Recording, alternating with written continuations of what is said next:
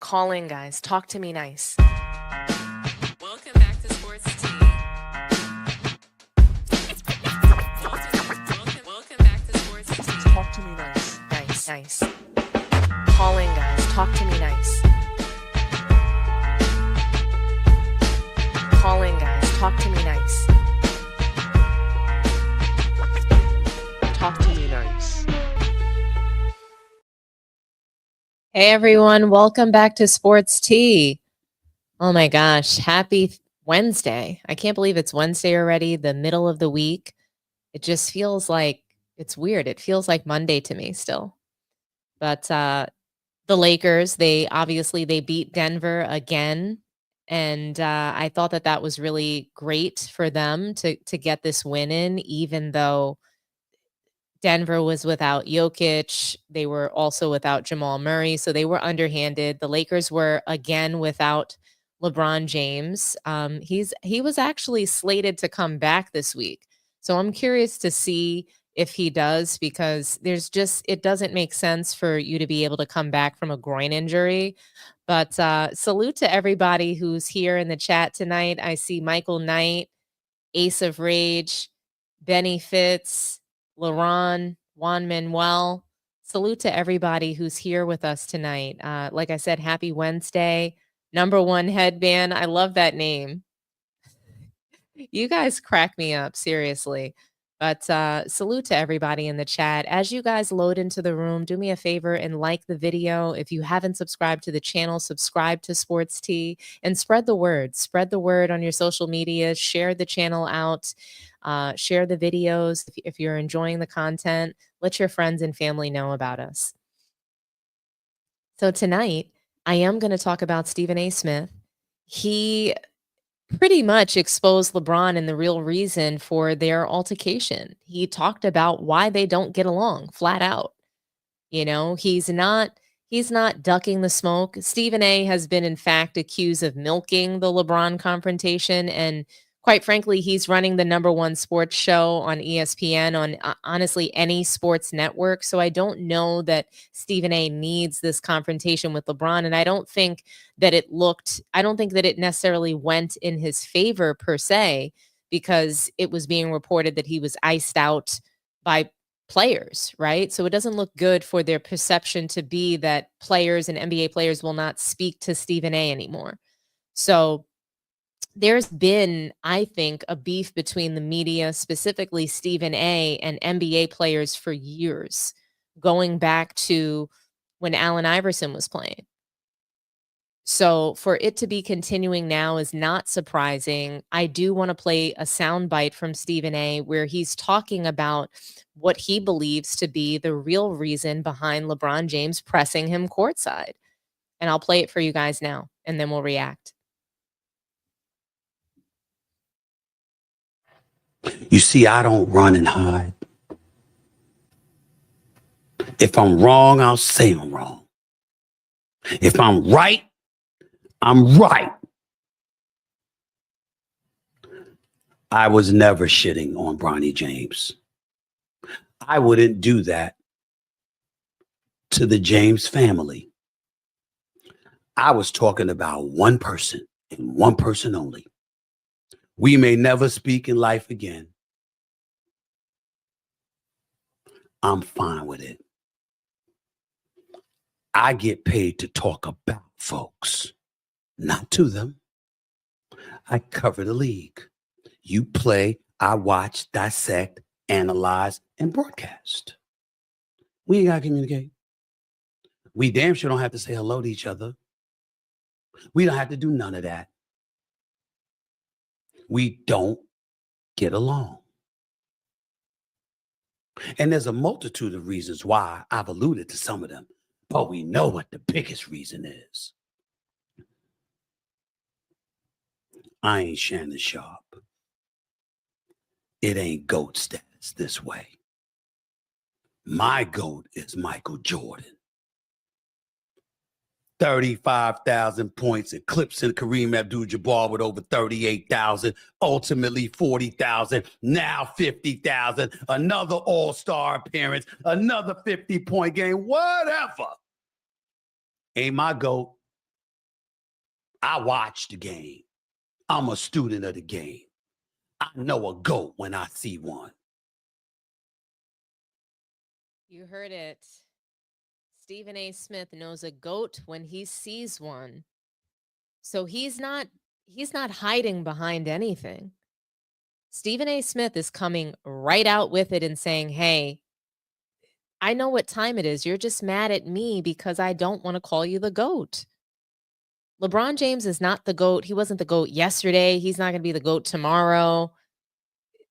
I don't think that he was even destined to be the GOAT.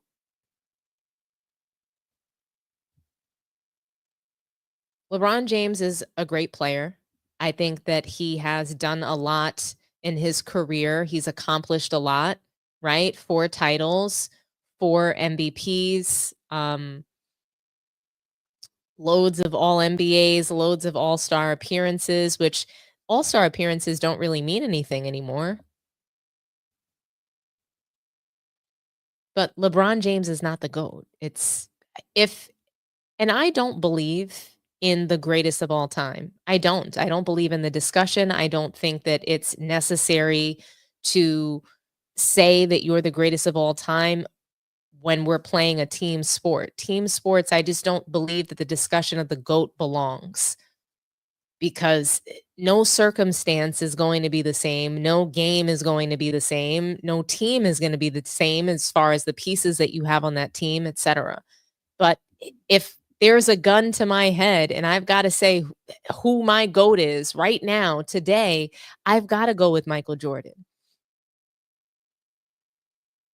And there's plenty of people that don't believe that Michael Jordan is the GOAT either. And I think that there's a very good argument and case for that. That's why I don't believe in the GOAT discussion.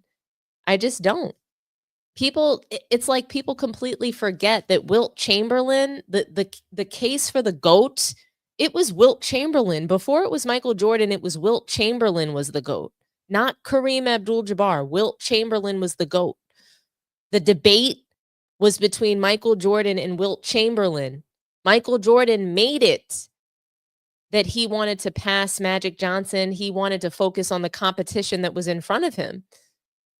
What people don't know is that I don't think that Michael Jordan really enjoyed that GOAT debate between him and Wilt Chamberlain. He didn't like it. He didn't enjoy it. Wilt Chamberlain was coming out in the news about him. He was going out in the media doing interviews saying that Michael Jordan wasn't the GOAT, that he was.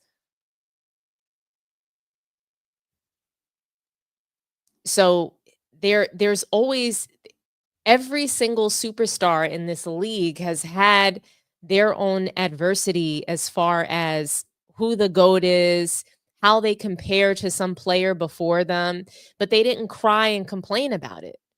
Michael Jordan didn't cry that he was greater than Wilt Chamberlain. And why does no one see him as being the GOAT? He didn't get upset about it. If people thought that Wilt Chamberlain was greater, if people thought that Kareem Abdul-Jabbar was the greatest, he was fine with that. And he said flat out, "Hey, I didn't compete against these guys. And I would never put myself in a conversation with them because they're not my competition. I'm focused on who's in front of me." All you can do is respect that. Now, what they did behind closed doors, because there's stories that Michael Jordan and Wilt Chamberlain argued at a table, argued back and forth about who was greater and why. But what Michael Jordan said publicly and what he was going to perpetuate to the public, not was that he was greater than a player that he never played against. So I can respect that. I can appreciate that. I have a question. I have a question for Stephen A. Smith. Has he been watching Sports Tea? Because I said it last week. I said it as soon as this altercation happened, that LeBron James didn't give it a rat's ass about Stephen A. Smith talking about Bronny. He's known and he's definitely predicted that Bronny James was going to be on a silver platter for everybody. He had to have known that Bronny was he was food. He was going to be food for the media, food for YouTube content creators. He was going to be a spectacle. Rich Paul, LeBron James, they sat down, they talked about it. There's no way they didn't. They probably talked about it with Bronny James. "Hey, you're going to be a spectacle this season. Let's just, ride this wave out." here's the dollars that it's going to bring in and the revenue that it's going to generate, but there's going to be a lot of hate. People are going to be making fun of you for days, weeks, months. I highly doubt that nobody prepared LeBron James and nobody prepared Bronny James for what was to come. So him confronting and pressing Stephen A. Smith about Bronny, that was for show. And it was 100% something he always wanted to do. He has been holding anger towards Stephen A. Smith because of Stephen A. Smith's criticisms of his behavior, of his play on the court, of the fact that he wants to be considered the GOAT so bad. And that if you don't consider him the GOAT, then he's going to go on a campaign against you. Anybody that doesn't think that LeBron James is the GOAT, he has either unfollowed on social media or has literally created a campaign against them. LeBron James, his career is so manufactured that there's no way, and there's nothing that anybody can tell me that would make me believe that LeBron or Bronny James was surprised by the criticism that they received this season. I just don't, I can't believe it. So Stephen A. Smith finally exposing the reason why him and LeBron James don't get along, I applaud him for this. It doesn't benefit him to say that he doesn't get along with LeBron James. Now Stephen A. has a target on his back.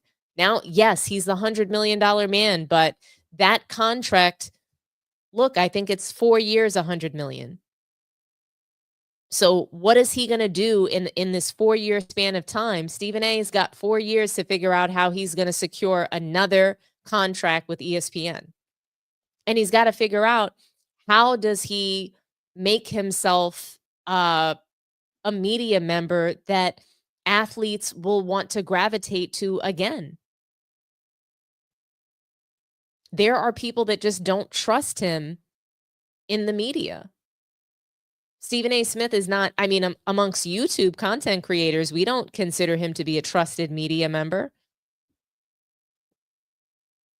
I might look up to Stephen A.'s career as far as what he's been able to accomplish, but I don't look up to the integrity of the work that he does. If he's lying, if he's saying, oh, well, for $250,000, Michael Jordan, just pay me that and I'll say just positive things about you. He pretty much has stated that he can be bought. And I know he was using an example and he had a conversation with Michael Jordan that he was sharing on Gil's Arena, but there is such thing as sharing too much, where it says, hey, I can be bought. I cannot be trusted as a member in the media, whether it's on YouTube or whether it's on ESPN. I believe that Stephen A. and ESPN have been, basically, they colluded with Clutch Sports to create the narrative that LeBron James was second to Michael Jordan.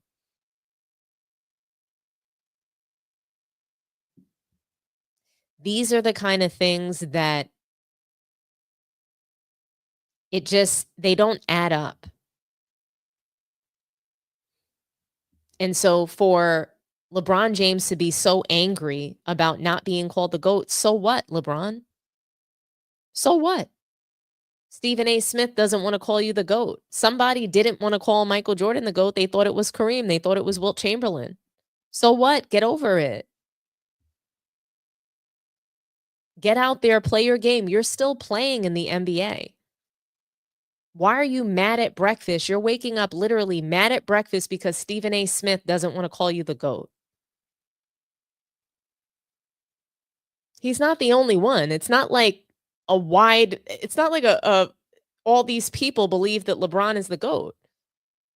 It's still widely held and reported that it's Michael Jordan.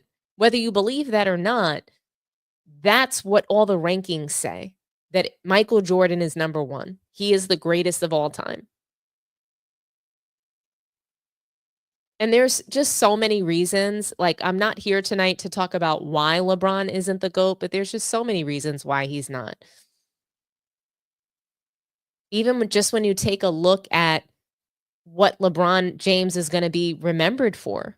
When you take a look at the brand that he's built, yeah, I get it. He's a billionaire, but I don't want to buy anything from LeBron. What is so desirable about his brand? Nothing.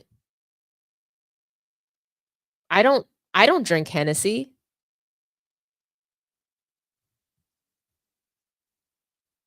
I don't want the LeBron James King Hennessy, whatever it's being called. I don't want that. I don't want that inside of me like Draymond Green. But I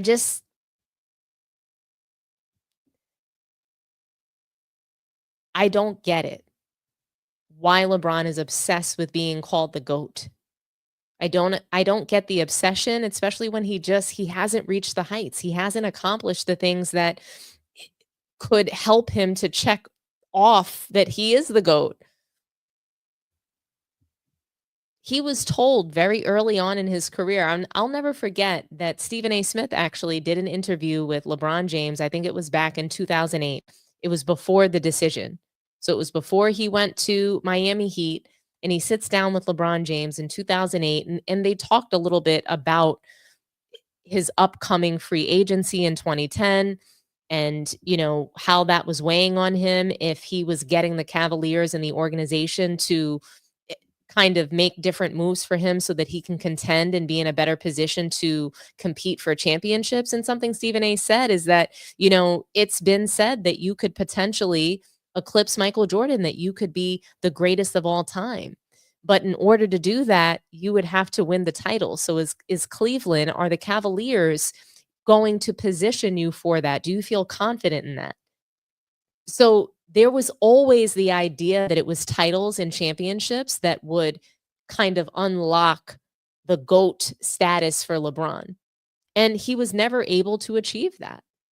And so due to all those finals losses, there's a wide variety of people in the media and NBA fans that just refuse to call LeBron James the GOAT. And there's just many superstars that have accomplished a little bit more or the same amount of productivity in their careers that are currently playing with LeBron. So forget about past greats. We have another living, breathing legend playing amongst the same time frame that LeBron James is playing. Steph Curry is in this league and he's still going and he's still considered the face of the league or one of the faces of the league. This is considered the Steph Curry era, not the LeBron James era. Steph Curry has 4 titles. And he has the ability to continue to contend. He was by far and away the Olympic MVP. So I just don't get LeBron's crazy obsession with the GOAT when he hasn't dominated the competition that's in front of him. You got to dominate who's in front of you first. You have to dominate your competition currently in order to talk about greatest of all time. So very interesting things. I think that people just continue to react to this Stephen A. Smith, LeBron James confrontation because there's so much to unpack and they can't believe the phoniness surrounding his actions. So when you take a look at it, it's just like, wow, you did this for clout. Wow, you attack somebody because they criticize your adult son who's in the NBA, who's in the league to be critiqued. Dwayne Wade and Carmelo Anthony, they sat down and they talked about it. And I'm going to play this sound for you guys and then we'll react. Bron is my guy, but Bron did put some extra heat on Bronny. Yeah. When Bron put out that tweet about him, he better than these cats in the NBA. That was my thing. He started the media. They checked that. They was like, oh, okay, Right. and so they waiting on something. So Stephen A. saw the clip of Richard Jefferson and LeBron talking, where I think you can make out LeBron saying, like, I don't care what he says about me, but when he said, I'm coming to you as a father, that's when he was like, all right. And then Stephen A. responded like, oh, so it was about you. It wasn't about Bronny. You know what I mean? He's always been just even keel and level headed in every aspect. And sometimes you want him to jump. Sometimes you want him to go, and he won't. And so to watch the clip and watch him on that bench and see Stephen A. over there, he couldn't take it. There is a fine line of I am a father, but you can't separate the fact that he is your teammate as well. You get what I'm saying? And he's in this league to be critiqued. Bron is my guy, but Bron did put some. When you here, these are two guys that are fathers. These Dwayne Wade, Carmelo Anthony, they are raising sons that are playing professionally as well. I don't think that they believe that it's okay for LeBron to do what he did. And furthermore, it just feels as though LeBron believes that he's above everything. Anybody else goes up to a media member courtside to physically threaten them, they're suspended at least a game or two. Not LeBron James, though. He gets to do whatever he wants.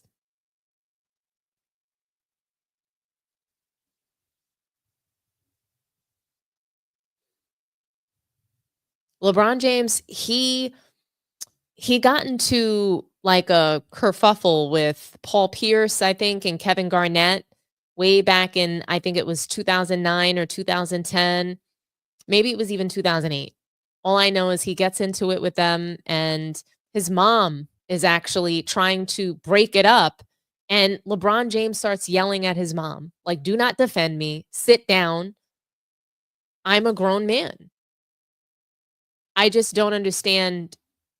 And that's why I don't believe that this was about Bronny at all. I think that this was pent up frustration towards Stephen A. Smith. I think he didn't like his comments that he was making about him. Stephen A. has all but called LeBron James soft. He said that he was running away from social media. He basically called him a little bitch when he decided to take a break from social media. Stephen A. completely blasted him for that.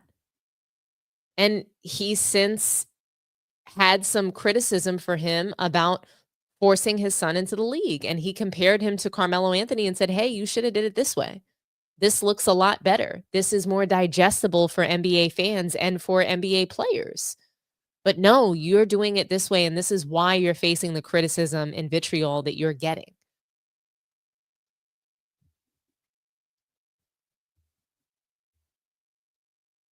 Dwayne Wade said it best. LeBron James was the one that put out that tweet about he's watching guys on League Pass. Bronny's better than these guys. Okay. Well, that's why you're getting this criticism. Deal with it. Deal with it, LeBron. But we all know that it's not about Bronny. It's about you. It's about you. It's always about you. And your obsession with being called the GOAT, and your obsession with everybody thinking that you're the GOAT.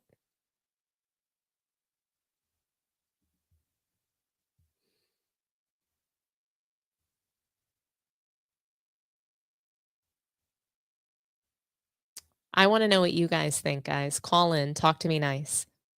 I'll read some comments in the meantime. I know you guys have been engaging and having fun in the chat, so I'll read those out. You guys are so funny.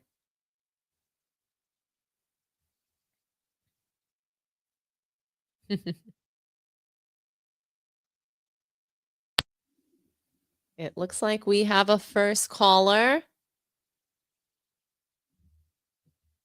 Thank you for calling Sports Tea. Talk to me nice.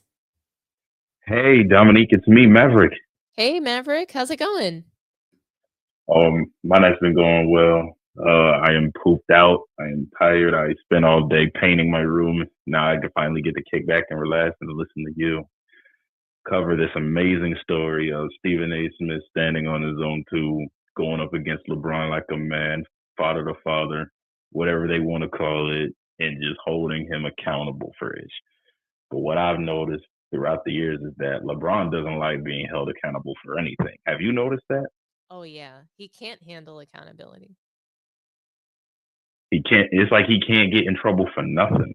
You know what I'm saying? Like, remember when he so-called broke his hand in the 2018 finals to make up a reason for why he got swept while he's supposed to be in his prime? Right. Oh, yeah. I mean, even just when you think about accountability for losing, he can never just come out and say, hey, we lost. we didn't do it. We didn't get the job done. I didn't get it done as a leader of the team, and it just we couldn't get it Oh, done. repeat that last part. You were kind of going in and out. Repeat that last part. Well, I think that LeBron oftentimes he doesn't want to admit that he couldn't get the job done. Exactly. He doesn't want to admit any of that.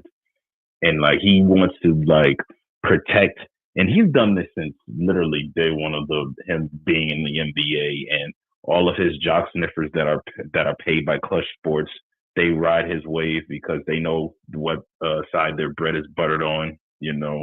Ever since he got the cover of Sports Illustrated coming out of high school, they've been showering him with this. He's the next Michael Jordan type of moniker. Saying he's the chosen one, he's this, he's that. And to some degree, I see why he would want to, try to uphold that reputation. But the fact that you are 40 years old, still playing, still chasing the ghost of the legend of Michael Jordan, still chasing the ghost of Kobe, the fact that you are struggling to accept where you really are at, which is barely top 10 dead or alive, the fact that you're still trying to chase number one while having your son in the league, which nobody has done before, is egregious to me. And you didn't even you also failed to realize that without you, your son wouldn't even be in the NBA. Stop trying to make it seem like you're trying to give him, a fair shot or a fair opportunity. Nah, he's here because of you. Stephen A. Smith has to look at you, you know what I'm saying, and hold you to the helm. You're the person that got him here. Nobody else wanted Bronny but you. It's just, I know. It's laughable to me that not only do we have to accept LeBron James forcing Bronny on us and into the league, we're not allowed to say anything about it. I also have a theory, which might prove true actually. Judging by how Jeannie Buss and I don't know who the heck was on the Lakers executive bench while LeBron was recovering from one of his injuries he suffered earlier this season. But the way that Jeannie Buss was feeling all upon him kind of makes me think there's something more going on here between those two that we just are in the dark about. I just think that Jeannie Buss wants to have a close relationship with her star player. But I'll tell you one thing. He never F Dan Gilbert this way. Just saying. I just think Jeannie wants to have a strong relationship with her star players. And I think she's always been that way. And, she was close with Kobe Bryant. And I think she wants to continue in that, whether she thinks that LeBron is the greatest of all time or not, whether she thinks that he's better than Kobe, a Laker great. I think she's just a business owner. I think that she just wants good vibes, honestly. Nah, I get that. She is trying to, mark the legacy that her father Jerry left. Let me ask you this question, okay? Why do you think that LeBron James is so angry about Stephen A. Smith not calling him the GOAT? Why? Why do I think LeBron what now? Why do you think that LeBron is so angry that Stephen A. Smith refuses to call him the GOAT? Well, it's quite simple. Well, he reacts like that, you know what I'm saying, because, he doesn't want his, he's a reflection of what his fans do, because his fans get triggered whenever you don't have number one. He's the embodiment of his own narrative where if you don't have me at number one, then you are just hating on me and my success. No, LeBron, it is not hating. It's called measuring up to a stick. You know what I'm saying? And no Diddy on this one when I say this, but Michael Jordan and Kobe Bryant, and I'm going to name some other players whose sticks are longer. No Diddy again. Tim Duncan, Kareem Abdul-Jabbar, definitely Bill Russell. I'll even throw Shaquille O'Neal as far as, whose stick is longer in the game. And he doesn't even have much of a jump shot, but he never whined or complained about anything except clashing with Kobe. That's it. Meanwhile, LeBron, everything negative, you find your way to complain about. But did any of those players I ever mentioned ever complain about their status? or do they just let their game do the talking? I mean, really great take. I love your commentary tonight. I just want to thank you for calling in. No sweat. Thanks so much. You have a wonderful night, okay? We have 3 You other too. topics, Hey, Dominique, so I stay hope you're safe going to out be. there. Thank you so much. I really appreciate you, but Thank hopefully you. you'll Thank you stick so much, around for the Dominique. rest of the Stay show. safe. You too. Bye-bye. Bye-bye. I'll read a couple more comments. If anybody else wants to call in, I'll take another phone call on this topic. But you guys are having so much engagement. It looks like we have a super chat that just came through. We have 2 that came in. So salute to you, Be Nice. Thank you for the $99. I'm sorry, the $9.99 super chat. Other players just play and let the fans and play do the talking. When you got to do the talking, you already took an L. Big facts. I love that comment. So our next caller, salute to you and thank you for calling Sports Tea. Who do we have on the line? Oh, what's up, Dominique? Long time. Well, just start watching your channel and I'm driving home from work. And I was like, listen to this topic. And I'm just going to say, you said it best when you said they're coming about LeBron was supposed to pass Kobe and couldn't do it. So he started wearing 23 to go ahead and skip Kobe to pass Jordan. So what I'm thinking is, what I've been watching is, Kobe was supposed to be the one to surpass Michael Jordan, but when he caught that stint in Colorado, the NBA was looking for someone else to go ahead and top Kobe to go ahead and get Jordan out of there, and they chose LeBron. The only thing is LeBron couldn't do it. Kobe actually put in the work to pass Jordan, minus that little skirmish he went through in Colorado. But LeBron just couldn't get it done. So the NBA had to help LeBron by manufacturing his career to try to put him above Jordan, thus skipping Kobe. I think, and you mentioned that, like I talked about that just throughout, I think, the lifetime of my podcast so far. I think that LeBron James has always dodged the competition in front of him since he's come into the league. I think wearing 23 had to do with marketing. Okay, if you wear this jersey, your jersey is going to sell. We know that this is the tried and true way. 23 means that you're the best. So he knew that wearing 23 was going to give him an amazing like marketing scheme, right? And then I think that it was about sort of trying to erase the Jordan legacy. And even if it wasn't to erase Jordan's legacy, it was more so just to stay in that conversation and comparison of him and Michael Jordan. So if you're working extra hard overtime to manufacture rings and titles, then what you're going to do is you're going to be able to be in that conversation. Even if you don't eclipse MJ, even if you never get past Kobe Bryant, the comparison is always going to be you and Michael Jordan because you're wearing that number.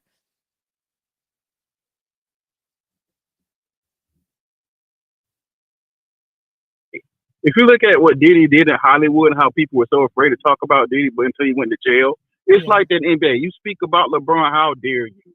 You can't speak about the king, the chosen one, who was supposed to come to the NBA, like I said, pass up Kobe and Jordan, but couldn't do it, so the NBA had to help him. Right. So, yeah, all this stuff with Bronny and Stephen A., LeBron's ego, his obsession with being a GOAT, is because to LeBron, he is the GOAT in his own mind, in his own world, and no one else comes close to LeBron James. That's why he's still playing stat pattern every night when he does play, because all he got is stats to try to push him above Jordan because he can't get the accolades. Yeah. No, I think that that's when you can't reach the heights of those who came before you, then you try to lower the standard. So that's all that's happened. The standards had to lower for LeBron James. The standards have to lower for all the players in today's era because they just can't reach the heights. They can't play in a physical league. They can't handle pressure defense. We see how players just crumble under pressure, right? I mean, it's pathetic. So, yeah. What was your name, sir? What was my name? Yeah. Oh, my name is Robert. Well, nice to hear from you, Robert. I really appreciate your call. Great take. Did you want to add anything? Do you know why, or can you put your finger on why LeBron James is so angry that Stephen A. Smith refuses to call him the GOAT? It's his ego, Dominique. If you even speak, like look at Shannon Sharp and all the people that are fans of LeBron James. How dare you say anyone comes before LeBron? LeBron has passed up Kareem. And like I forget, I think it's Mel that it's on the channel. We said LeBron is running a race by himself. He's running a different race than Jordan and everybody else. Nobody else. LeBron is trying to think of what can he do that hasn't been done in NBA that can put him above Michael Jordan. That's why he's first father-son duo. He's going to stick around till Bryce gets in the NBA. There's going to be a father-son trio. It's like LeBron is steady trying to figure out what can I do that will put me above Michael Jordan that no one else has done. Insane. And I think, I mean, I can't really say it much better than Mel did. LeBron James is running a race by himself because, again, he's created a whole brand new set of standards that nobody else competed against.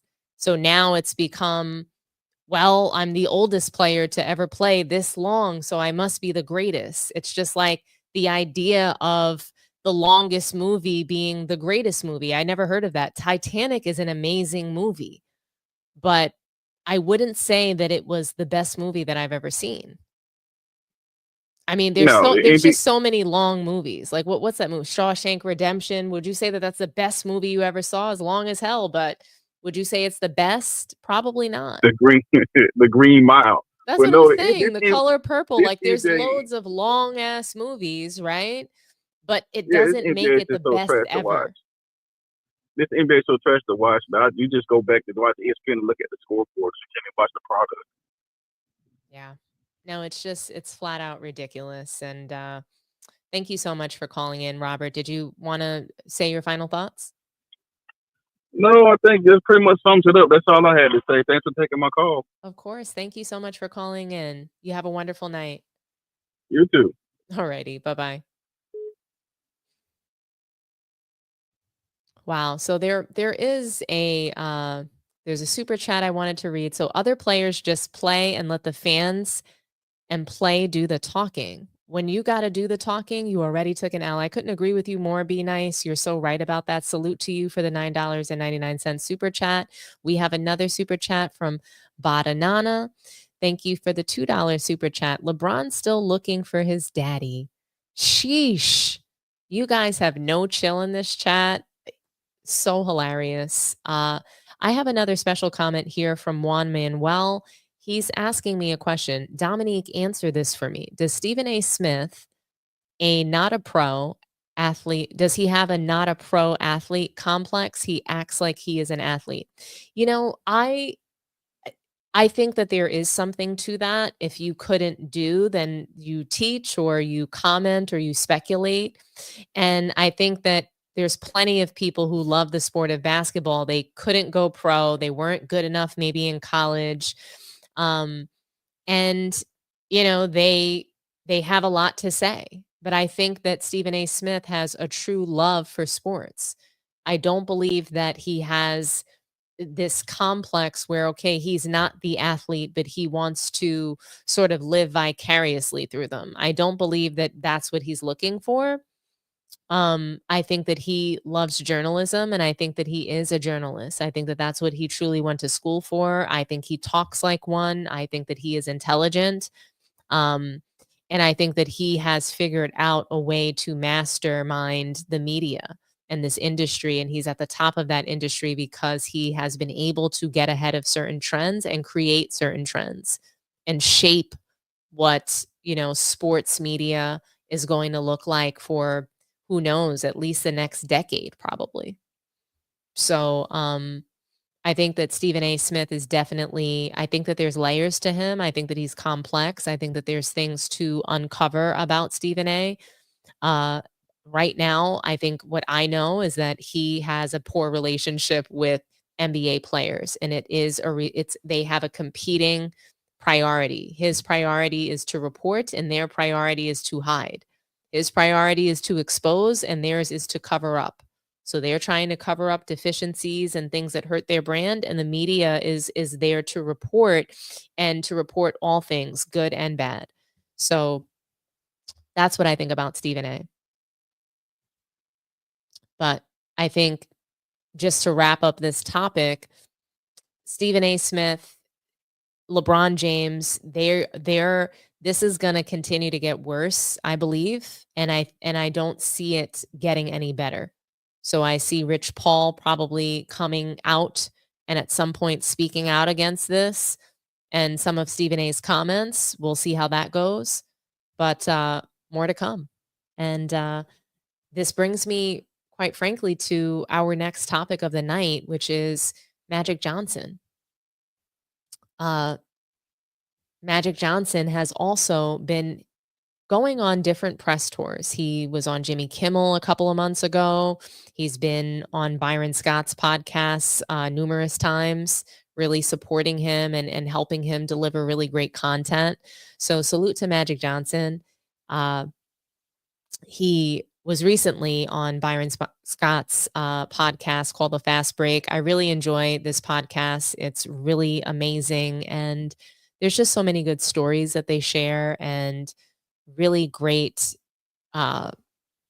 viewpoint of the NBA today, the NBA in the past, and they have just so much knowledge and wisdom of the history of the sport. So it's really, really just a great listen overall. And I want to get into Magic Johnson's comments. He talked about today's rising stars. He referenced Anthony Edwards and the asinine comments that he's made in the past. And, you know, he didn't chew him out the way that he has previously, but he did make some comments that I thought were interesting, to say the least. And we're going to play this sound for you, and then we'll go ahead and react together.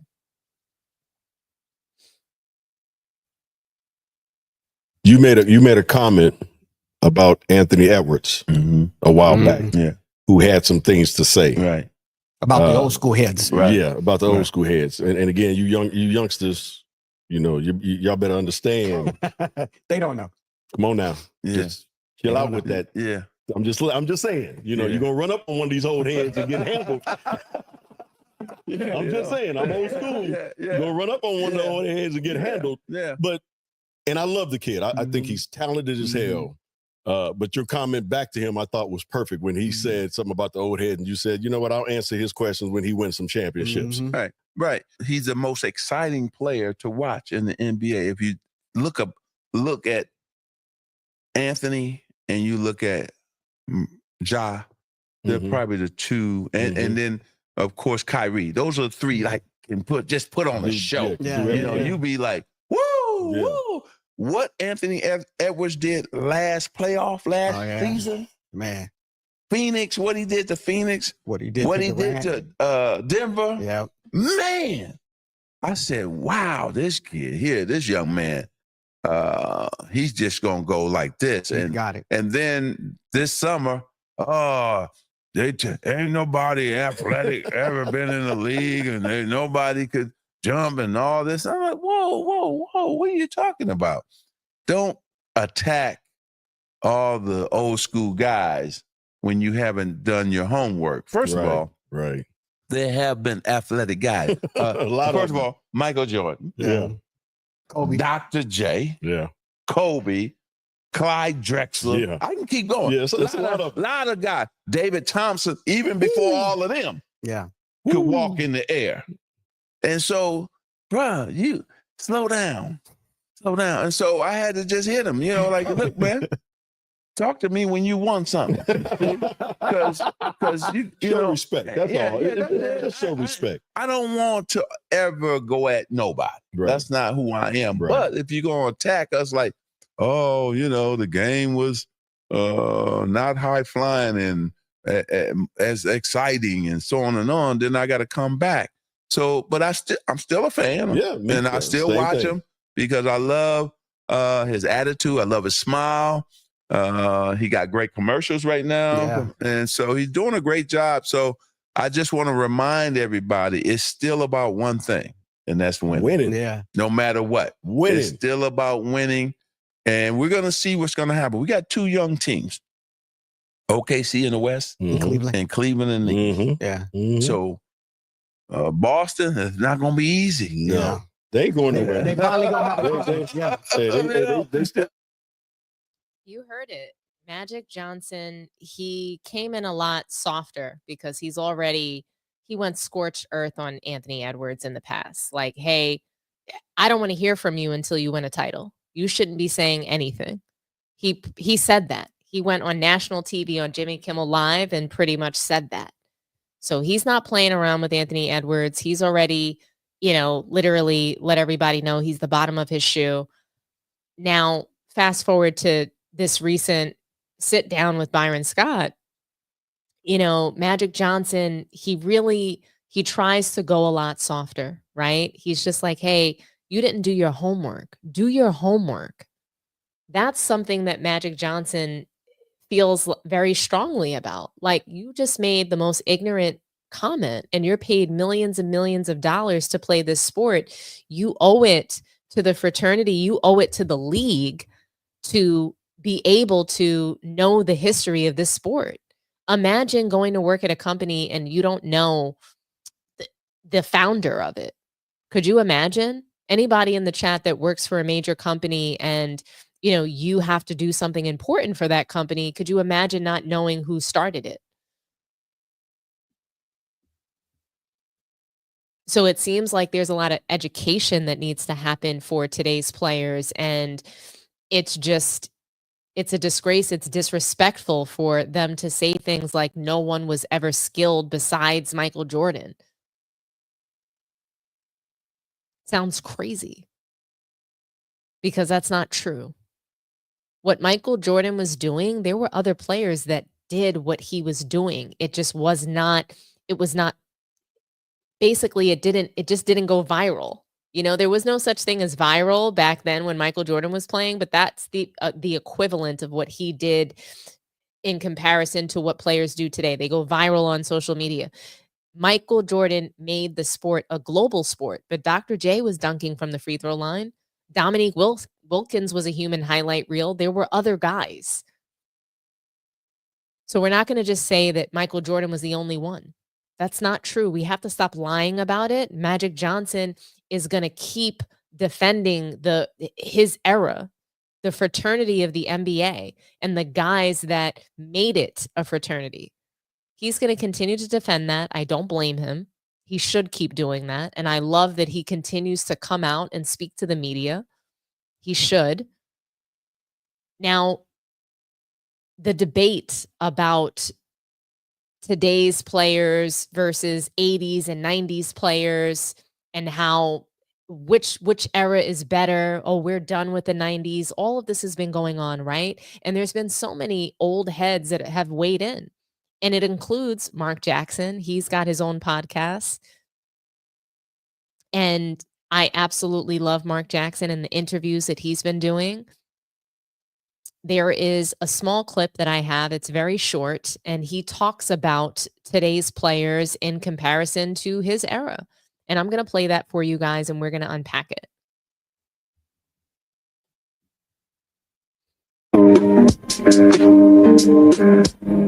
Today's players are certainly more athletic, more skilled, shooting, handling, more versatile.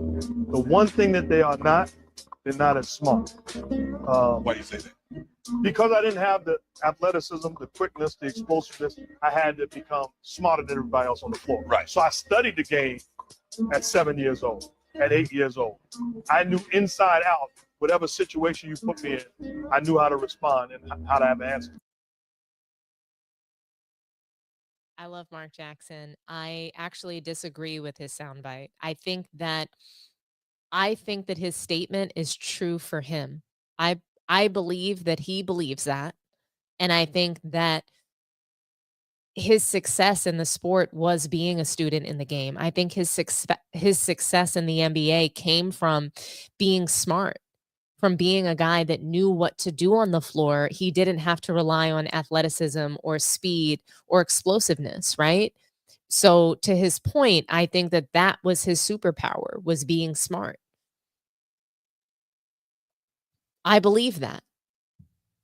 But I don't believe that today's players are more athletic and have more skill. I don't believe that it's more.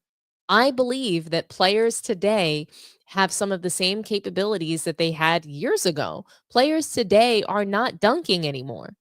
They're telling us that it hurts to dunk. Does anybody remember Paul George saying that on his podcast? It hurts to dunk. Could you imagine going to work or saying anywhere in public that it hurts to do your job? Maybe you don't need to have that job anymore. So Mark Jackson is right that players today are not as smart. I believe that 100%, but I think that they're not as smart or as skilled or as athletic. Especially, and I have to debunk Mark Jackson. I'm going to show you guys a graphic and we're going to just go through. Look at all these players. These were all guys who played in the 90s. I don't want to hear that they lacked skill. When we say that, oh, we've never seen someone play the point guard that was that tall. Yes, we have. We never saw someone run full steam down the court like Giannis or like LeBron and bum rush the lane. This guy right here, number 50 from the Spurs, David Robinson, the Admiral, he used to do that. He had handle. He was a center. Look at these guys. Look at Allen Iverson. He was 6 feet tall. Getting to the rim aggressively. Allen Iverson is probably the most skilled point guard that I've ever seen in my life at getting to the rim and dunking the ball. People want to sit here and compare Kyrie Irving to Allen Iverson. And yes, Kyrie Irving is a champion. He has a title.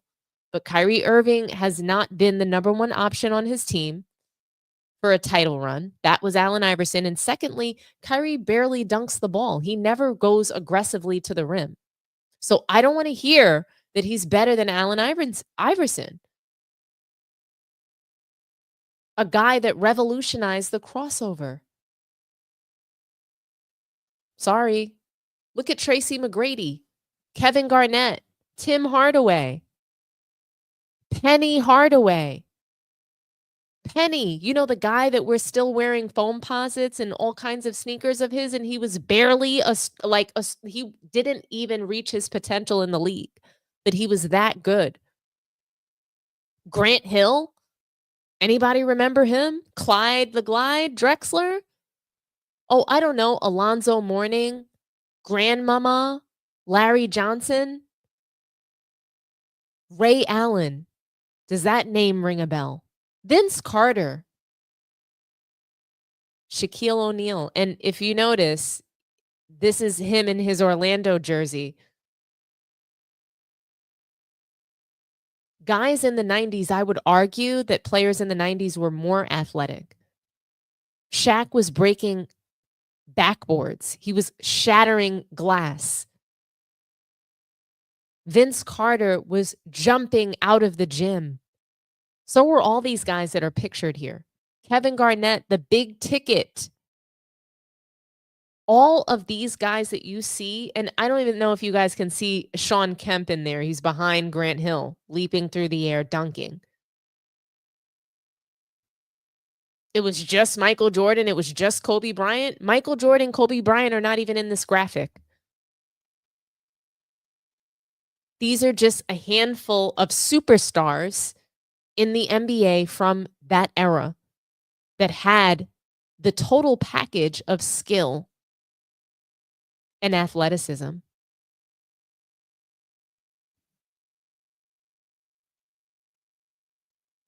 What do you guys think? Were players more athletic in the 90s?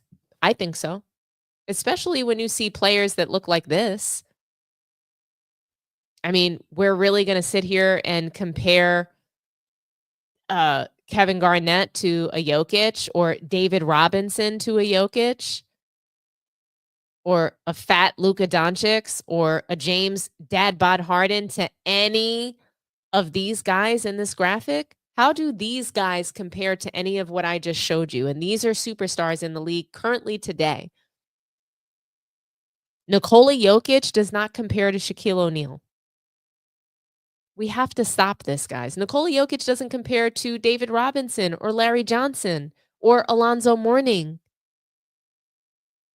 But we have to sit here and call him the greatest center of all time. Victor Wembanyama, what kind of body is that? That body doesn't match any of what you see here. I'm not going to see Victor Wembanyama flying through the air like we've seen these guys do. Tracy McGrady's and the David Robinsons.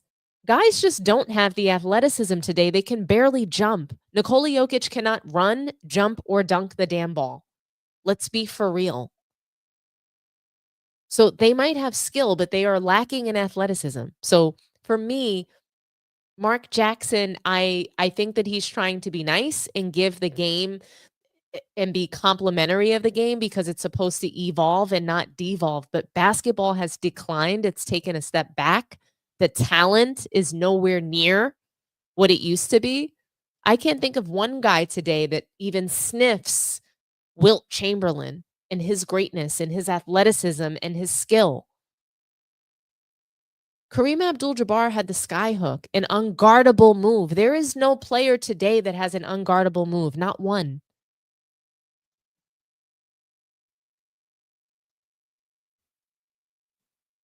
So I'm struggling, guys, and I've got to pose the question to you guys.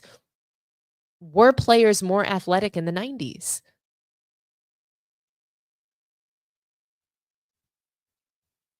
Sean Bradley would body Wemby. Rookie Yao Ming would lock up Wemby. These are just, and guys, like this isn't hate. This is not me hating. This is just me taking a look at the history of the sport. And it's fine if you never watched prior to LeBron James. It's fine if you never watched prior to 2003. It's okay. It's okay if all you're doing right now is watching the highlights, going to social media, checking out, a clip of something that looked hot. Cool. Like, I'm cool if that's how you want to consume basketball. But don't get on here saying lies. Don't jump on YouTube. Don't create a channel when you're not even watching the sport and you never watched. And you never watched prior to 2003.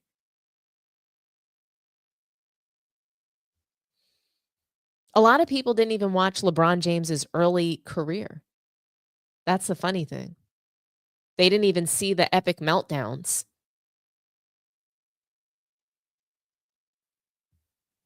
But what do you guys think? Call in. Talk to me nice.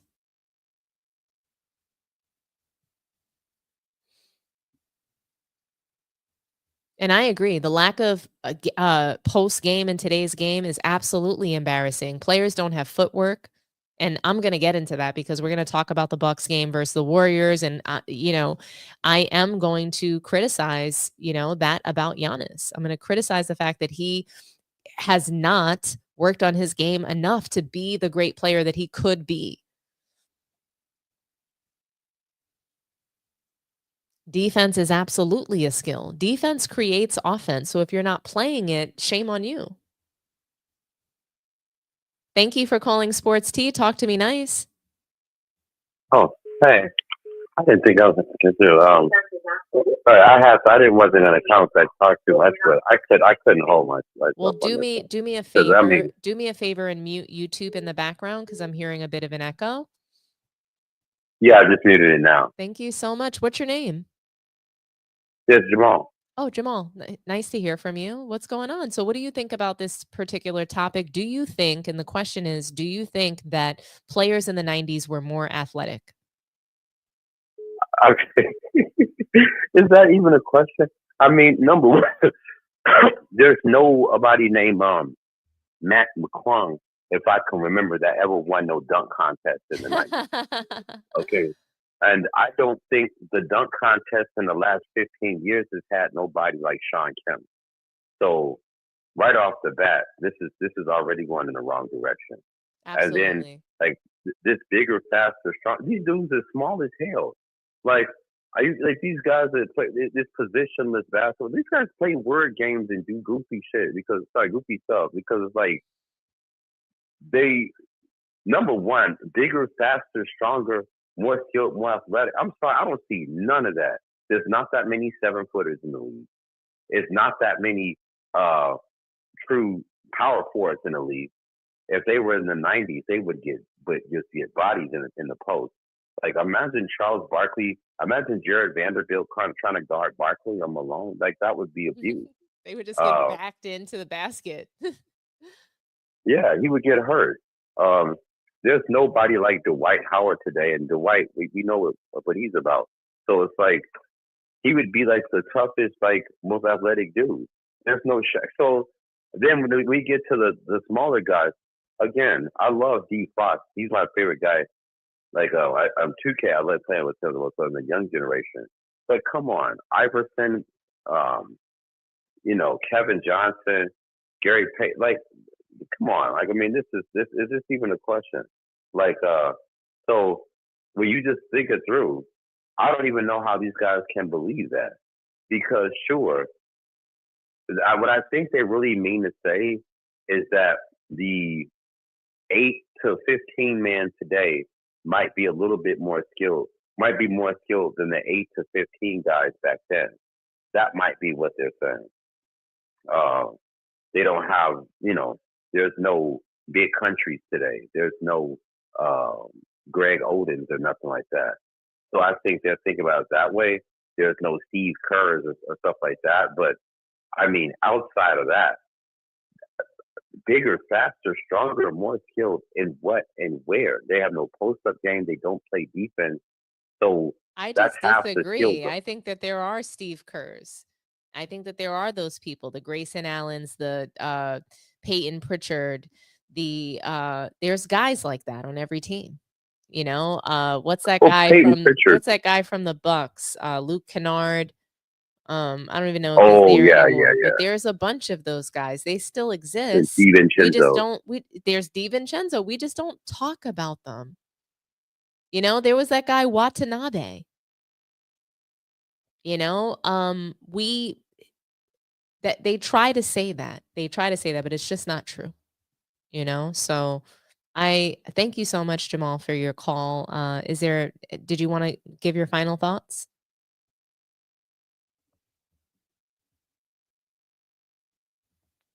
Dre Taylor and all that. These people are fugazi. They're paid assets, and I just wouldn't. I would just do the eye test, and you can see whether this. Why do you think they have to keep repeating it so much? Because it's just not true. But no, you're probably anyway, right. yeah. I was getting on.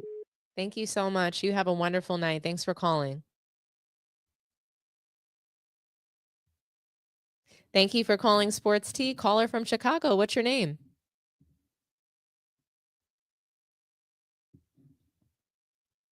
Caller from Chicago. Are you there? Oh, wait. Can you hear me now? Can you hear me? Yes, I can. Talk to me nice. What's your name?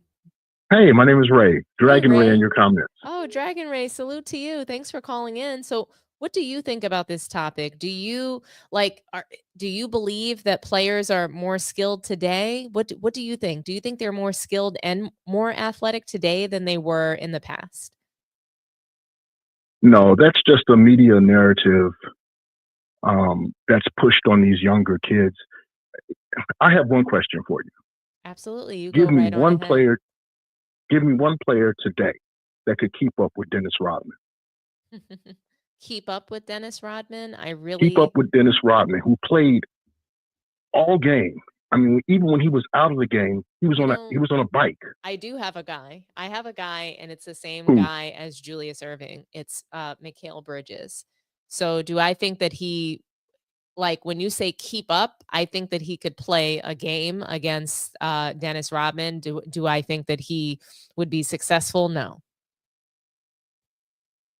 Okay. But I think he's got the energy, the spirit, the mentality, the hustle. He's a guy that I really enjoy watching, and he's played 100% of every single NBA game that he's ever been scheduled for. So when you got a guy like that who's been in the league now several seasons and he's playing 100% of his games, he believes like his time in attendance is perfect. So I'm going to roll with him. Okay. That's one guy. I'll give you that. That's one guy.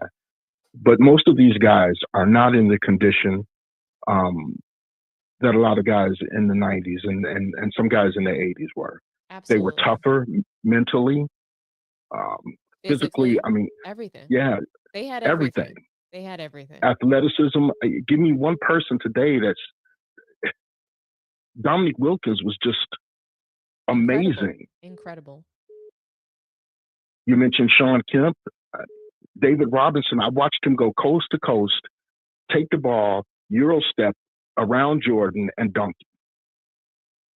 And he was what? I guess LeBron James is the only person that can go coast to coast. I guess Giannis are the only people like Giannis, LeBron. They're the only ones that can go coast to coast. Jokic somehow is going coast to coast. It's a joke. Could you imagine Jokic going coast to coast, a guy that can't run? That wouldn't even happen. They would put pressure on him 94 feet. He would get killed. He wouldn't keep up with He would turn the ball over. It would be, I mean, it's just a joke. Even one of the lesser known centers from that time, Brad Daugherty, was great. And you want to know why? It's because guys did their job. Today, in order to reach, any level of statistical greatness, you have to do multiple jobs. You have to cancel out another one of your teammates and sort of essentially swallow other positions because you need to get stats. So you need to assist the ball, score the ball, rebound the ball, and the team has to clear out in order to make you successful as a superstar of the team. And it's really sad because it's not conducive to team play. And you see the teams that are playing the best basketball right now in the NBA, you don't really see like a standout star. The Celtics, the media refuses to crown Jason Tatum as MVP because they are such a good team. They are playing team basketball. Cavaliers, Donovan Mitchell is supposed to be the guy, but at will, it looks like the Twin Towers are really the key to their success, right? So it's really, I think that the NBA is approaching a time where all 5 positions are needed in order to be a true contender. And I'm looking forward to that basketball. I'm looking forward to basketball getting back to positions and actually everybody doing their job. I'm looking forward to it sort of self-correcting. So the NBA is almost course correcting itself because now what we're seeing, the best basketball is everybody playing in their role. So I think it's a really interesting time. I definitely think that that won't happen until LeBron retires. Oh, yeah. But then you have a Jokic and you have a Luka Doncic, and they have taken the LeBron formula in a way. So Jokic isn't it's weird because Jokic, I think, is a harder worker than both LeBron and Luka Doncic. That's the funny thing. Even though LeBron James at 40 years old is more athletic than both of them put together, Jokic has a strong work ethic, and he wants to be available for as many games. He wants to compete, and he wants to win. Now, I just don't think the talent is there. But in today's league, the way that it's set up, he can be successful because there is a lack of defense happening on the court, and there's a focus on the perimeter, which allows for so many other things to open up, right? So I just think that, like I said, NBA today is sort of like the Twilight Zone, and players today, I think, are not nearly as skilled or athletic as they were in the 80s or the 90s. And so the league has done these guys a disservice. Adam Silver has done these guys a disservice. Durant, LeBron, Curry, these guys are great talents. But the problem is they're not facing true defense. Right. And because they're not, I can't place them in my top 10 against guys from the 80s and 90s because it's just not the same. I don't know if Curry would be. Go ahead. They need their own list, but you don't know if Curry would what? I don't know if Curry would be this great of a shooter if he was guarded 94 feet. We know that he wouldn't be because we saw what happened when he was guarded with pressure defense. We saw that. We saw that. They lost. Right. LeBron comes back 3-1 because why? Because the officials start letting them play defense. And so I can't credit these guys with these numbers, these inflated numbers. 30 points is easy to get. 40, 60. All these points are easy to get because they're not being played defense. They're being allowed to travel. LeBron walks all over the court. I mean, he never gets called for a travel. I know. It's insane. And he's leading in turnovers. Can you imagine if they actually called him for travel? Oh, I know. I can't imagine. He travels at least 4 or 5 times a game. But thank you so much for calling, Dragon Ray. I really appreciate you. We still have 2 topics left, so I hope you have time to stick around. But thank you so much. Hey, we appreciate you, and thank you so much. Thank you. Have a wonderful evening. You too. Bye-bye. Thank you for calling Sports Tea. Talk to me nice. Hey, Dom, what's going on? It's Blanco. Hey, Blanco. So nice to hear from you, buddy. I really want to know, like, what do you think? Do you think that players today have more athleticism and skill than they did in the 80s or 90s? So the simple answer is no. But there's facets to it for me. Okay. So I think there's different categories that classify athleticism. In my opinion, today's players, the average NBA player, is a little bit more bouncy than in previous generations. But they've got specialized equipment. Their shoes are better. The training is more specialized. But there's other categories to athleticism. For instance, durability. The durability that it took for a player of the 1980s or 90s, for instance, when it was far more physical, is an aspect of athleticism. Players of those generations were stronger and more sturdy. So maybe not as bouncy, but athletic in different ways. And we had players that were incredibly bouncy back then. But I do think that today's era, the average player is slightly bouncier than other eras, but they're given so many advantages. They carry on almost every possession. They travel frequently. Almost every screen is an illegal pick these days. So they're allowed to display athleticism in a way that previous generations were, but that doesn't mean they're more athletic. Does that make sense to you? No, it makes absolute sense. And I think what's interesting, what you mentioned about the bounciness, that contributes to a much faster league, right? They have to be bouncier because the pace is faster. So because players were so much smarter, they had so much more skill and athleticism, in my opinion, they were able to slow down the game and really run real offensives. Like, they had true offensive and defensive schemes. Whereas today, I don't know what they're doing. It just looks like a 3-point contest, a layup line, open lanes. That's really all you see. So it doesn't leave a lot of room to set up an intricate offense or some like intelligent plays. I'm very sorry. I'm going to let you go after I make a quick comment, because I'm having a hard time hearing you, and I don't want to distract your show. Oh, no problem. But there also used to be an emphasis on playing 82, where it's close to 82 games as possible. Normal rest days weren't part of the league. So, the styles are significantly different, but my overall point is that players of today's generation are not more athletic than in other generations. You have a beautiful night. Hope the show goes well. You too, Blanco Smoke. I appreciate you, buddy. Have a good night. All right, take care. Bye-bye. All right, guys. I'm going to read some of the super chats that came through, and then we're going to move on to the next topic. So salute to you, Badanana, for the $2 super chat. LeBron has an unguardable flop. Absolutely. An unguardable flop he does have. So it looks like we have one more caller from Texas, and I'm going to take that call. So thank you for calling Sports Tea. Talk to me nice. Hello, Dominique. This is Benny Fish. How you doing? Hey, Danny Fish. Nice to hear from you. What's going on? So real quick, in about a minute or less, can you share with us, do you think that players today are more athletic and skilled than they were in the 80s or 90s? Yes, I believe that the players back in the day were bigger, faster, stronger. I made a comment earlier where earlier I said that the issue with Kobe. They held Kobe back for a couple of years because they said he was a youngin', he was a kid. You're gonna have to be able to deal with grown men. Sean Kemp came out of high school, grown men.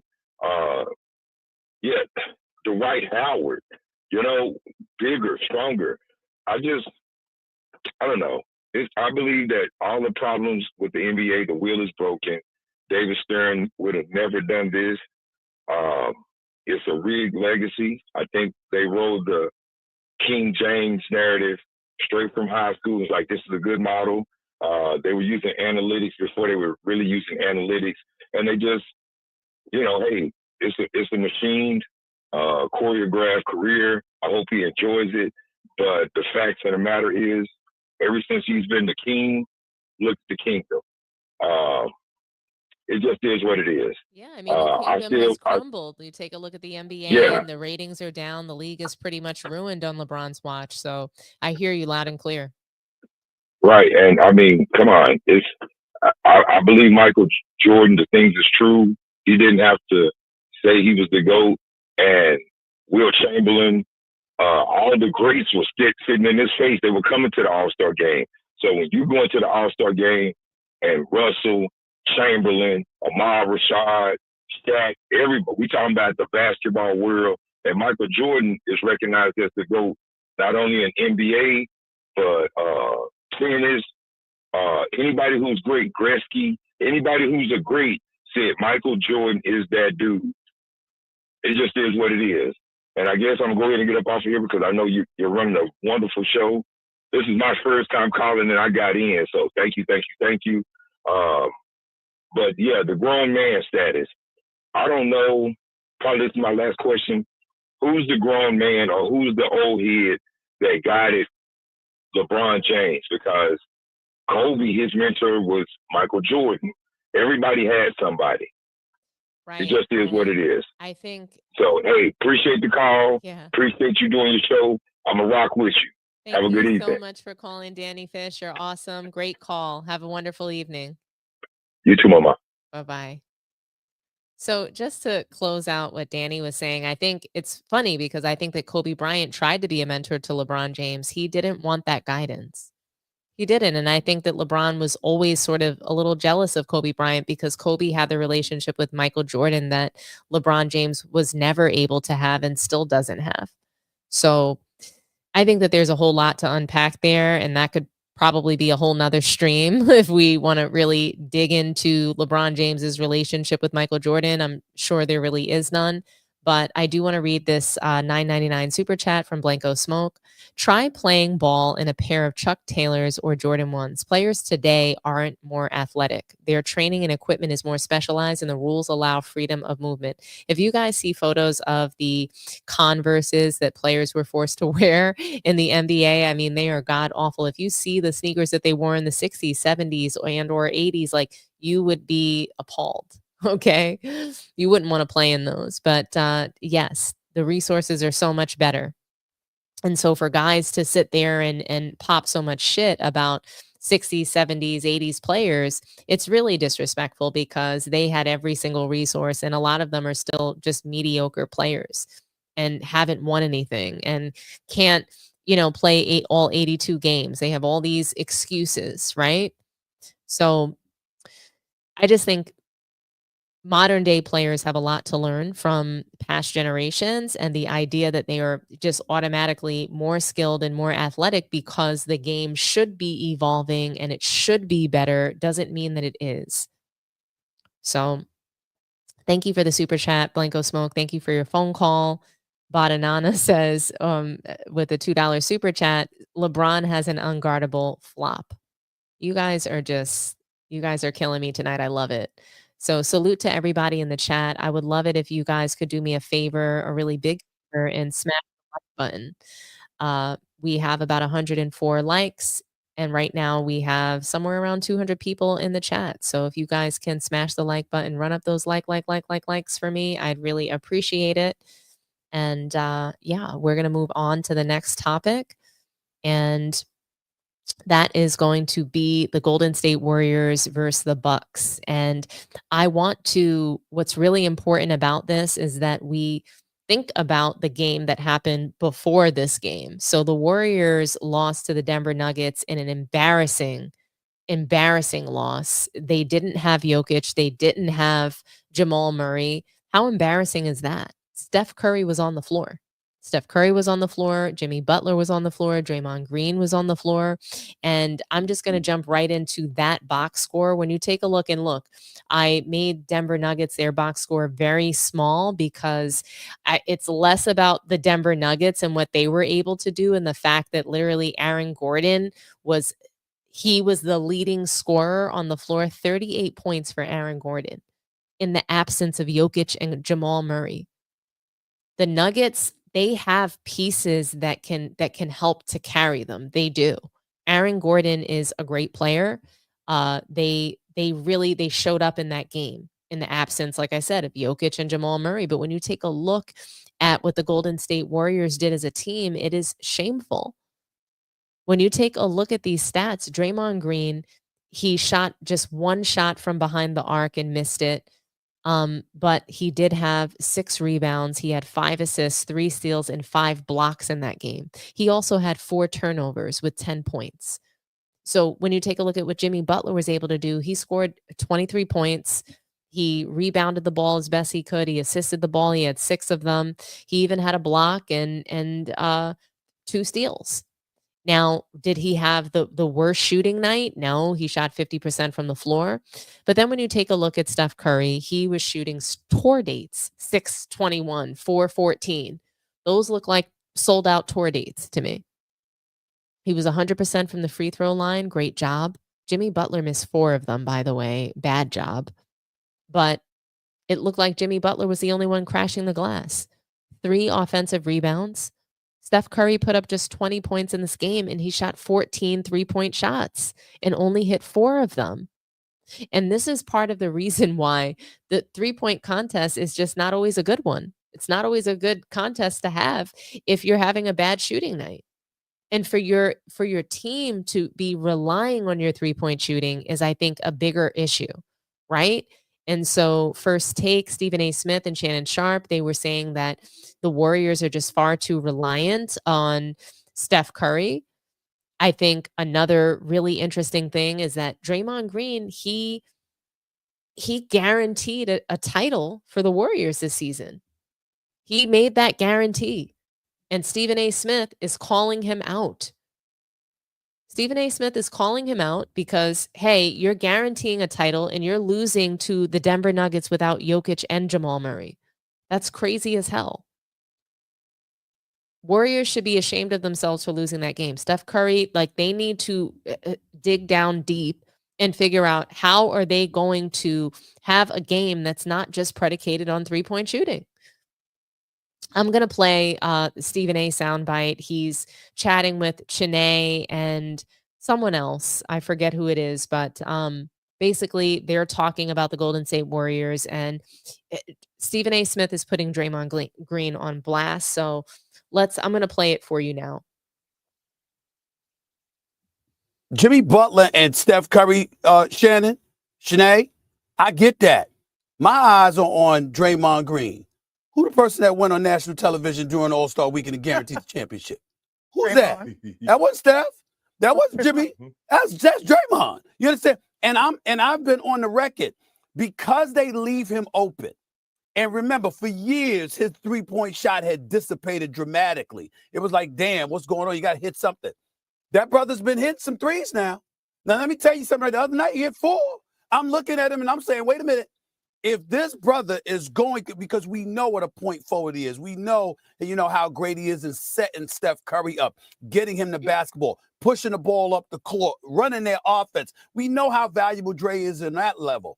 But if this brother hits his threes when he is open, that changes the dynamic of everything for the Golden State Warriors.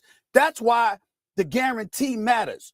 Because when he's making shots, guys, you have to, that's a profound positive impact for the Golden State Warriors. If Draymond is making open shots, I understand that, Shay, but what I'm saying is I'm not talking about all of a sudden you change your strategy because, of course, he's not a shooter.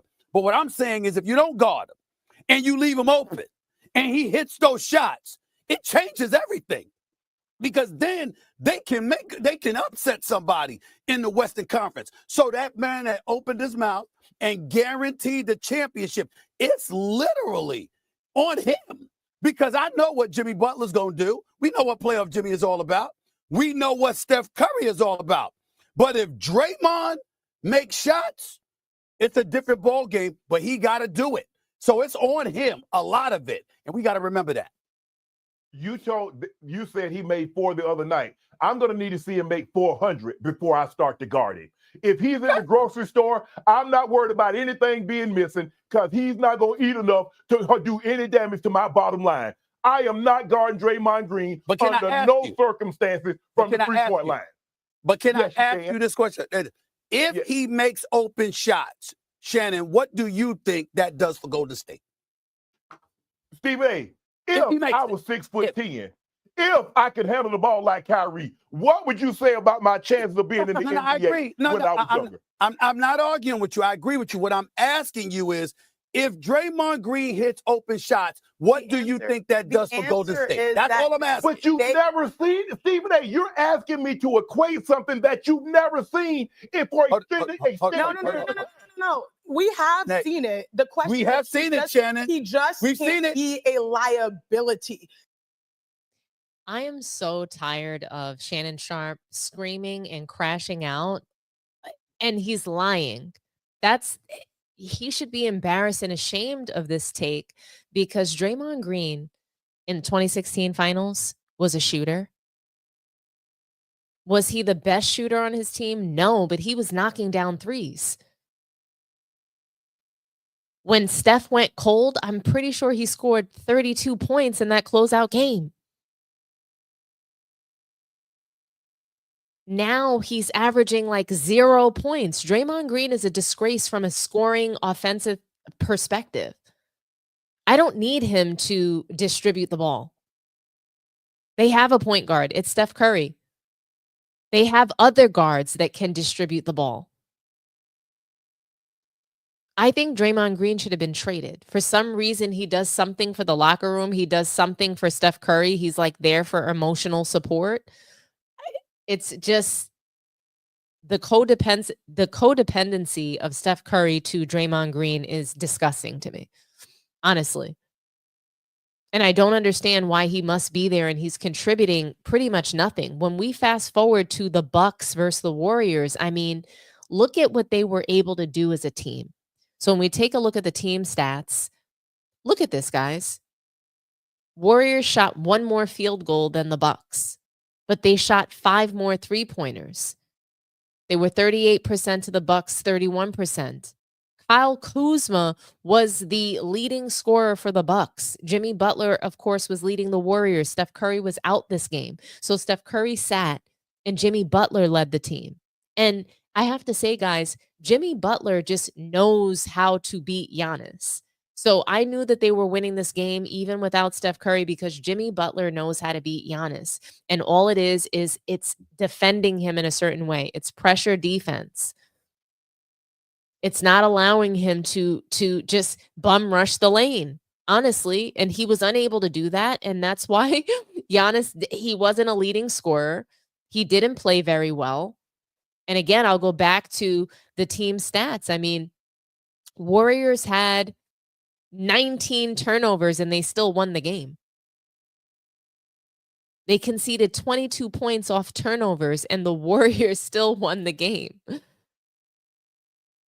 There was a bit of, I mean, even when you take a look at the free throws, they were pretty evenly matched.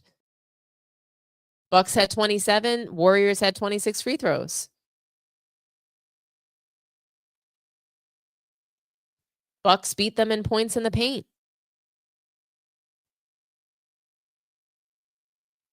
So when you take a look at the actual box score for the Bucks, and I'm not going to spend too much time on the Bucks. I thought that this game, I thought that it said more about the Bucks than it did about the Warriors, because you had both Giannis Antetokounmpo and Damian Lillard on the floor. Plus, they picked up Kyle Kuzma. They have their center on the floor, Brook Lopez. They have Taurean Prince, a sharpshooter, on the floor.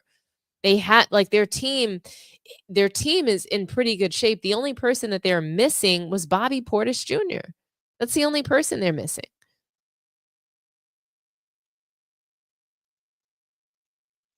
Giannis hit 10 of his 15 free throws. He went to the line 15 times. 15. But he was 5 of 16 from the floor. He had an awful shooting night. And why is that? Because of the Warriors' defense. And so when we take a look at the Golden State Warriors box score and you take a look at what Draymond Green did, he had 4 blocks, 2 steals, 10 rebounds. He had just a miserable 3 points. So this is what Stephen A is talking about. Draymond Green is the unlock for the Warriors offensively if he can get his shooting together, if he can buy a shot. But Draymond Green can't seem to buy a shot right now. He shot 5 3-pointers and made 0 of them. 0% from 3 in this game. He made 1 of 6 field goals from the floor. 1 of 6 from the floor. It's very difficult to win when you only have 4 people playing. That's really tough.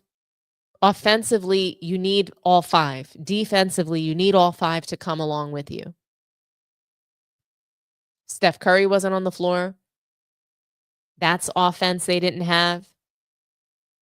Draymond Green played for 36 minutes, and it was as if he wasn't on the floor when they were on offense. Jimmy Butler had to will this team to a win, and he, like I said, he knows how to beat the Bucks. He knows how to beat Giannis, and that's why he was the best leader in this game. And we're going to see Jimmy Butler continue to step up and be a leader. I really believe that Jimmy Butler is the key to letting Draymond Green go. You do not need someone like Draymond Green in the locker room when you have Jimmy Butler in the locker room. This 3 points, this is going to be the Achilles heel of the Warriors. And Steve Kerr. So it's going to be Steve Kerr and Draymond Green. That's what's going to hurt the Warriors come postseason or for the rest of this season in general. But like I said, the defense of the Warriors were that good. You take a look at Giannis and his shot selection. He was only able to make shots very close to the basket. And even those, the mid-range shots, he pretty much missed. He didn't make a lot of his mid-range because they were highly contested. He was forced to take that 3-point shot that you're seeing over here in the corner. He was forced to take that 3-point shot. Giannis was forced into taking bad shots due to the Warriors defense. They were all over him. They smothered him, and they did a good job. So great job. I mean, I think that it's still worth it. And I talk a lot about different things that need to be investigated about LeBron and the Lakers. I think that Giannis needs to be investigated, guys. I mean, I have to keep the same energy. When you see a before and after like this, I mean, what the hell? But anyway, what do you guys think? Butler takes over in his win over the Bucks. Stephen A. Smith is calling Draymond Green to get better. He's basically putting him on notice. He's calling him out. What do you guys think about Stephen A. Smith calling out Draymond Green? Let's see. I know that he was so young in one of the picks, but like, how do you explain this? Like, how do you explain this? Like, being young, going from this to this is just kind of crazy. I'm just curious, like, how can anybody explain that to me? Somebody should be able to. Yeah, I mean, I think he took some trips to the Balco lab. That's just what I think. You know, we can't just come in here and only talk about LeBron James Balco trips.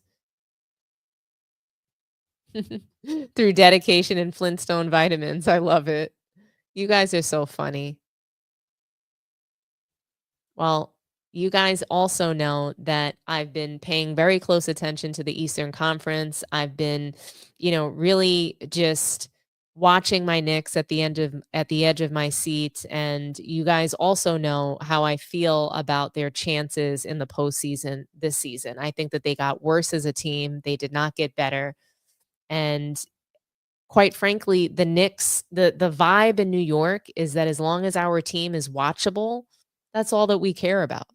You know, when I moved here to the Bay Area, the Warriors, they're such a beloved team, and their fans, they genuinely want to see winning. Not just Steph Curry hitting threes, but they want to see winning, and they're happier when the Warriors are winning. They're happier when they're winning titles. But New York fans, they just want to see great basketball, and they want to see all the players get out there and hustle and work really hard. That's what New York fans love to see.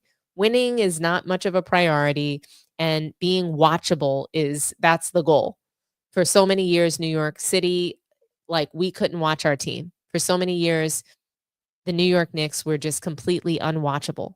But now with Jalen Brunson, you have Jalen Brunson's father as a part of that organization. You have Thibodeau coaching, and you have guys that really want to win and contend for a title.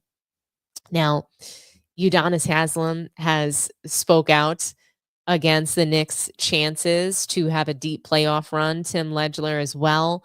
They had a roundtable discussion about the ceiling for the Knicks, and they believe that it's the second round hole. They don't believe that the Knicks are going to be able to get out of that hole of being in the second round. They are in a second round hole, and it seems like a black hole that is just never ending, and they're never going to get out of it. That's what it looks like. Now, I said before the season even started, I said that when Karl Anthony Towns was traded from the Timberwolves for Julius Randle, I said that both teams got worse.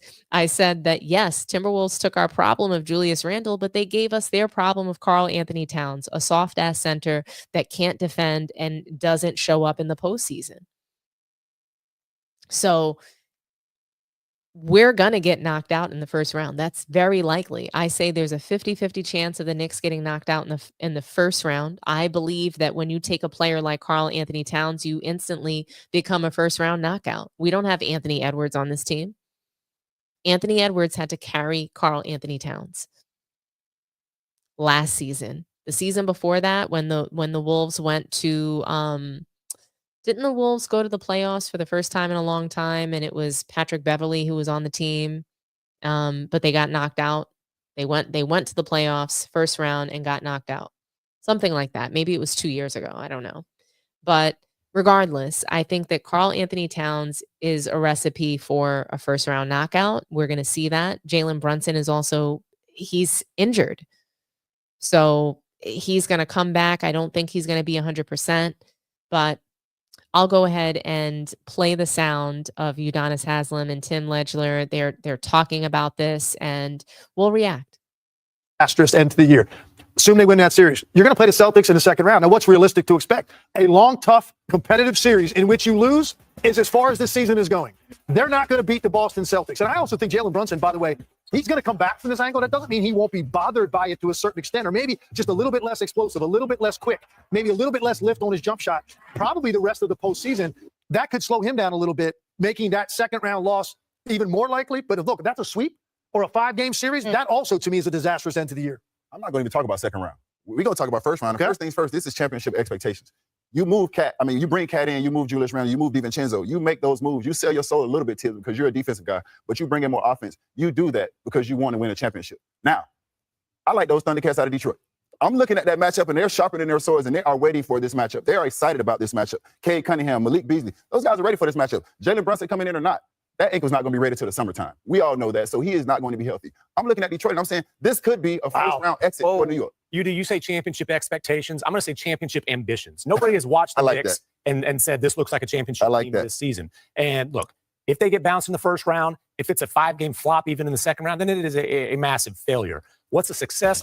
I don't know, but the ceiling is a competitive second-round series against the Boston team. But all of that needs Jalen Brunson to be healthy. And our own Cassidy Hubbard reported that he's going to be out for another week or so, and he's still in a boot right now, but doing some light shooting. You both touched on this. What can you expect from a player who has that type of usage coming back from an injury like that? I don't like hearing that. Still in a boot? Mm-hmm. I mean, you understand once that comes off, first of all, he's going to have stiffness in that ankle the rest of the season. There's just nothing you can do about that. And Jalen Brunson is not a blur, right? He's a guy that uses strength, balance, and IQ, and great shooting touch.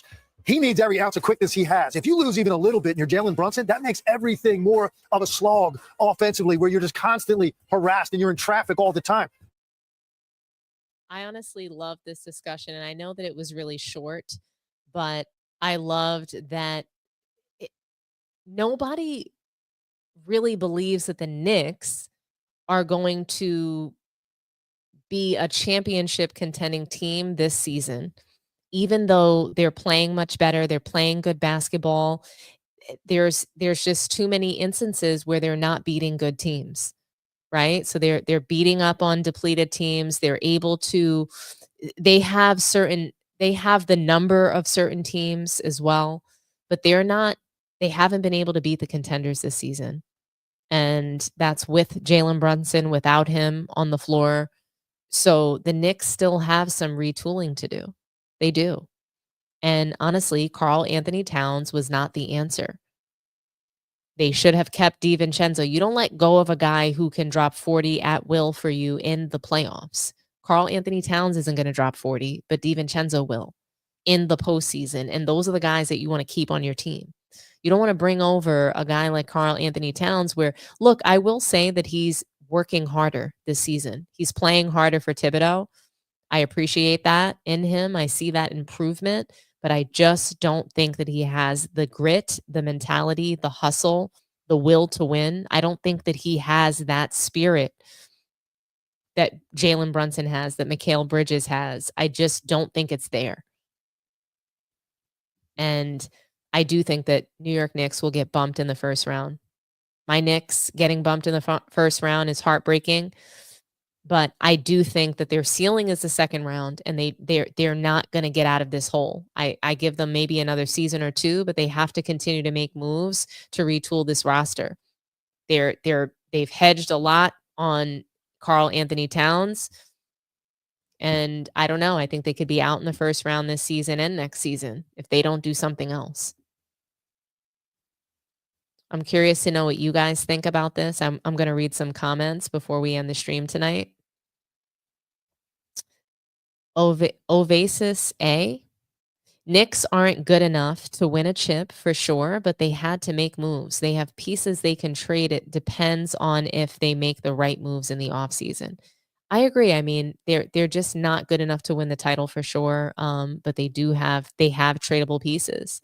I think Karl Anthony Towns needs to be one of them, but they're invested, and I don't see them moving away from him. I mean, they were so invested in Julius Randle, which was a mistake. So I think that that's the Knicks' biggest problem is they have championship ambitions, but sometimes the decision making is wrong and they don't get out of it fast enough. So they'll make a decision, they'll see it not work, and then they live in it for the length of the contract or just until they get a better, what they perceive to be a better trade option. And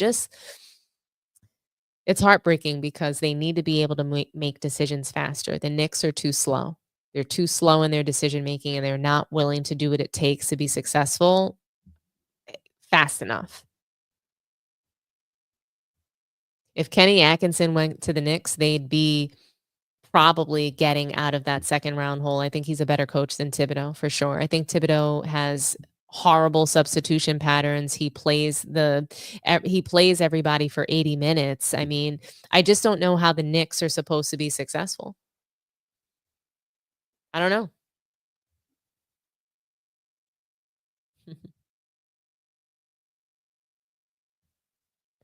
Yes, get some notifications so you don't miss the lives. Put your notifications on, guys. If you have not done that, check out the little bell that you'll see, and that's where you can click on that to turn notifications on for the channel. It won't give you notifications for everything on YouTube, but just this specific channel, so that this way you'll know when I'm going live, you'll know when a video is posted, things like that.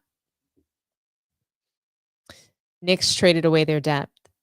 They traded away the wrong pieces of their depth. DiVincenzo was a guy to keep, and he should not have traded. They should not have traded away that piece. And I think that the Knicks they're still suffering from that trade decision for sure. You guys are so funny. I can't. The OG trade was good. Yes, it was. That was a good trade. Knicks sold their soul for Miles Bridges. You mean Mikal Bridges? It stinks because I would not. If I'm Mikal Bridges, I don't want to be mistaken for Miles Bridges. Not at all. Randall isn't a good player either, though. He tries to be a guard when he should be on the blick, beating bodies up. I think Randall is awful, and I was so happy to get rid of him. I just didn't think that Karl Anthony Towns was the answer. I think they needed to somehow get Karl Anthony Towns and keep DiVincenzo. If they were able to do that, I would be more happy about this trade, but I'm not happy about this trade. I think that the Timberwolves got the same thing that the Knicks got, a first-round exit. That's what they got this season. Both teams basically canceled each other out. Nobody got better out of it. They both got worse from making this trade. And it felt like a desperation trade.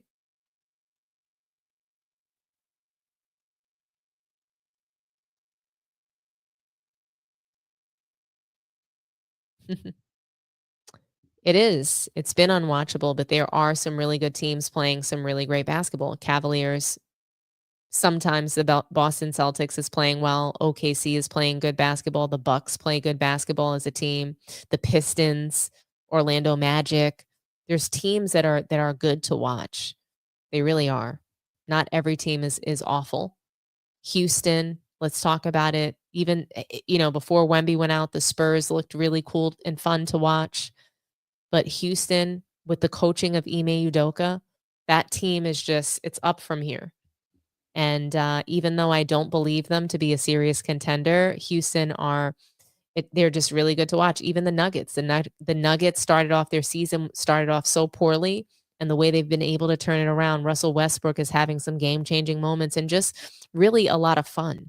So NBA seems to be more fun this season because when you have a guy like Russell Westbrook getting basically a game-winning play, and he's just so happy, and you see the joy on some of these players, even Luka Doncic, to see him, starting to open up and really open up his game with the Los Angeles Lakers. It's been a joy to see some of these players truly enjoy the game. Shai Gilgeous-Alexander has been balling all season long. So there's plenty of guys kicking ass, taking names, and we do need to celebrate that. And so not every stream that I do is just going to be me breaking down a Lakers game or talking about the Lakers. We've got to talk about the other teams that are playing great basketball. We do. We have to celebrate them, and we're going to do that on this channel, and we're going to tell the truth on this channel. So I want to thank you all for watching. Salute to everybody in the chat. I think I saw that we had about 135 likes or so. We have 185 people in the chat. If we can get it up to at least 160, 170, let's do it. I know we can. Hit the like button. It's free. Okay. It doesn't cost anything to hit the like button for me. Okay. So like. I also want to shout out Benny Fitz. I really appreciate your $5 Cash App. Thank you so much. It means the world to me for you guys to be supporting the channel the way that you do. Do me a favor before you head out of the stream. Like the video, share it on your social media, whether that's Facebook, Instagram, Twitter. Spread the word about Sports Tea and subscribe to the channel if you haven't done so already. Okay. Thank you all. I hope that everybody has a good night. I do want to give a big shout out to the moderators. You guys held me down tonight. Really appreciate you. I see you, Spurs Ann. I see you, Brother Juma, TMD. I got to give you a wrench. Let me go ahead and do that right now. Here's your wrench, TMD. I see some other people in the chat that should get a wrench as well. Lone Soldier. I'm just seeing some really great folks in here that, always support. If I missed anybody, don't hesitate to let me know. But I'm giving out wrenches tonight, okay? So thank you all for joining the stream. You're all amazing. Thank you so much for supporting the channel and Sports Tea. And until next time, you guys have a great night. Bye-bye.